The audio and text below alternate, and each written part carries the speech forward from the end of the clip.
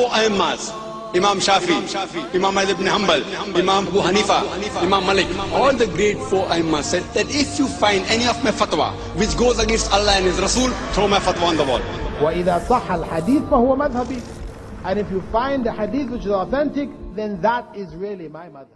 And unfortunately and sadly, in many circles, especially amongst the youngsters, there are so many discussions, so many arguments, so many debates, so many confusions. Many people, subhanallah, they think that as long as you are following a sahih narration, that is okay. But the Prophet didn't say follow sahih hadith.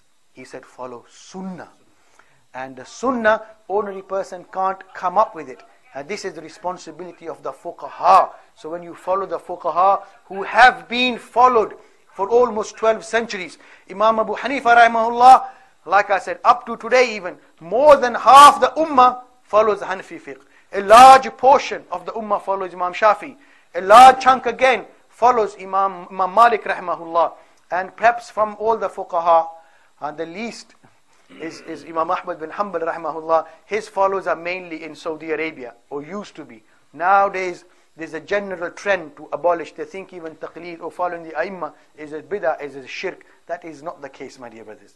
That is not the case. If you're following a mujtahid scholar, and one other thing ulama have stated, the wisdom that Allah subhanahu wa ta'ala through these fuqaha has preserved all acceptable variations in opinion. As there are some variations in opinion which were unacceptable, all the A'immah have rejected them. Whatever has been taken up by Imam Abu Hanifa, or Imam Shafi, or Imam Malik, or Imam Ahmad bin Hanbal, Allah wanted all possibilities, all acceptable variations to remain in the ummah, so they have remained.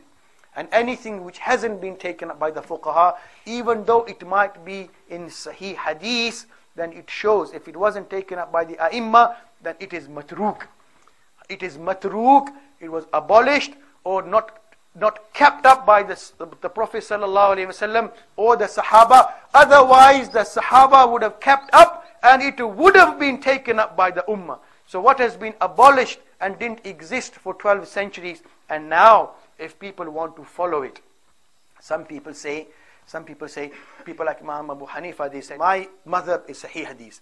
If you bring any sahih hadith that it goes against what I have said, throw what I have said on the wall and follow sahih hadith.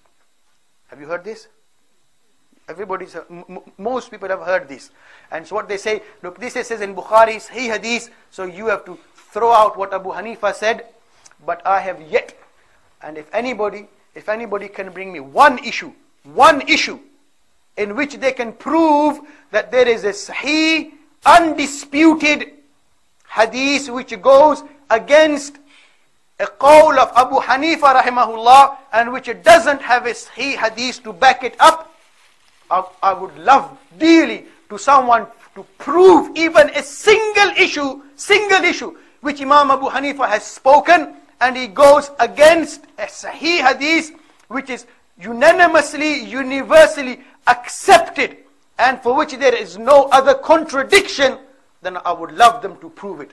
But I don't think anyone will be able to prove a single hadith issue, a fatwa of Imam Abu Hanifa rahimahullah, or Imam Shafi, or Imam Malik, or Ahmad bin Hanbal rahimahullah, for that argument which goes is against a hadith which is undisputed. Against a hadith which is undisputed. If it appears to go against a hadith which is sahih, then I can guarantee you there is another sahih hadith elsewhere to support what the Imams have said. Or if there is a qawl of any of the Imams and it appears to contradict a sahih hadith, then there is another sahih hadith to contradict that hadith somewhere else. And ordinary people don't know that. But by making such claims, and many scholars, Dr. Zakir Naik, Abdul Rahim Green, Abu Amina Bilal Phillips, and by making such claims, and I have yet to hear, I've seen many clips, Zakir Naik, Bilal Phillips, Abu Usama, Abdul Rahim Green, making all these claims that Imam Abu Hanifa said, if you see a sahih hadith, which goes against what I have said, throw my qawl on the wall, follow this sahih hadith. But no one as yet has presented a single example of such an amal which either Imam Abu Hanifa has, what he said, goes against a Sahih Hadith, and there is no other Sahih Hadith to contradict it.